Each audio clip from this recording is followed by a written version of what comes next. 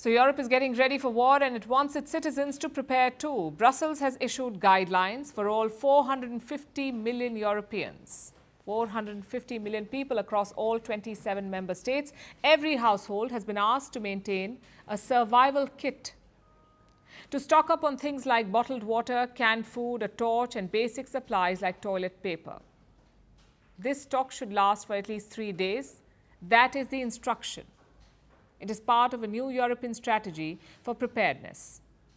Today's threats facing Europe are more complex than ever, and they are all interconnected.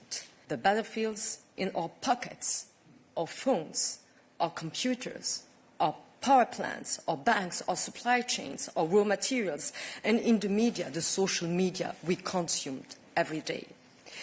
These are all battlefields, and they are being weaponized to threaten our European way of life and our democracies.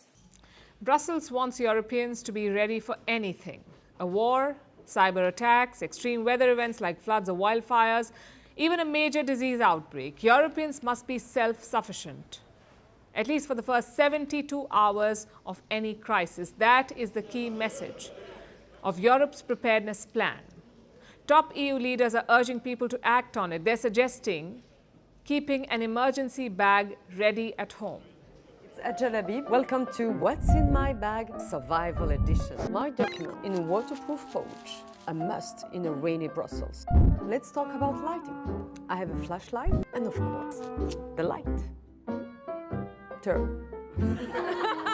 And my special friend, a Swiss army knife, and of course some cash. In the middle of a crisis, cash is king. A charger and a power bank, because a dead phone is a dead end. This is everything you need to survive the first 72 hours of a crisis.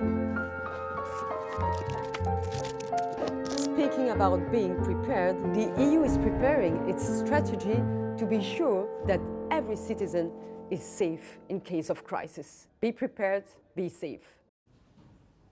Believe me, that's a real video. Hadja Labib shared it on X. She is the European Commissioner for Preparedness and Crisis Management. She is the driving force behind this plan, and it does not stop at survival kits. In future, the EU wants to have a National Preparedness Day. They haven't locked a date yet, but the plan is grand and exhaustive. Preparedness will become a part of the school curriculum. Europe feels it's an absolute must. Although most people would consider these measures extreme. They're asking 450 million people to keep emergency kits at home with stockpiles of canned food and toilet paper. Is Europe really heading into a war, or is this just fear-mongering? The trigger, of course, is the situation in Ukraine. Europe increasingly feels that it is at risk, that the threat of a conflict is higher. Different member countries are working on their own plans too, like France. This summer, all French citizens will get a manual, a survival manual, outlining clear and detailed steps, like what to do if a war or any major crisis breaks out. In fact, Belgium already has a website for its citizens. It has a list of items, things that every household should keep in an emergency pack. Germany and Poland have gone a step further. They have asked families to upgrade cellars, garages, or storerooms as bunkers. Homes in Poland are already doing this. One EU leader compared this to accident insurance. Listen to what they said. You want to be prepared and you want to minimize the damage, the costs, the suffering that you might go through.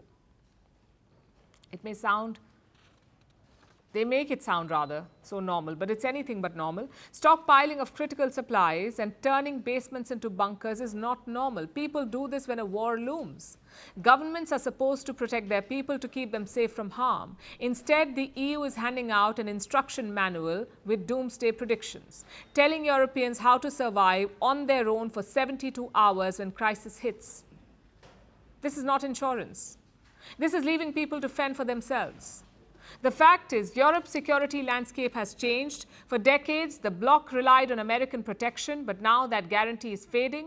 US President Donald Trump has issued repeated warnings. He does not want to pay for Europe's security, and Brussels was not prepared for this.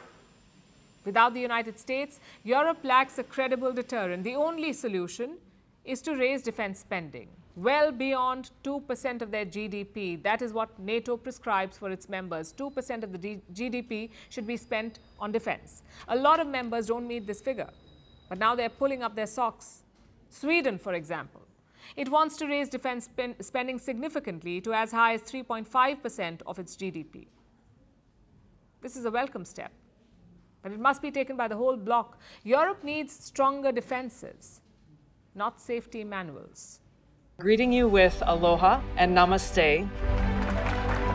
I love India. Presence, occupation of a territory by another country pertains to India, what we saw in Kashmir. How do you see Trump's America? Yes, the current administration behaves differently from the previous administration.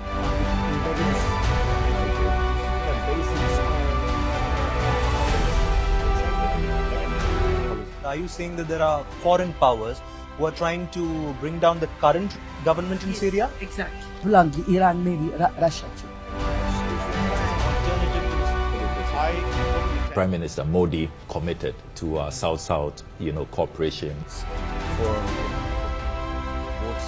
Not over 50%. Is Ukraine prepared to pay the price for that peace? No compromises at the cost of territorial integrity and sovereignty.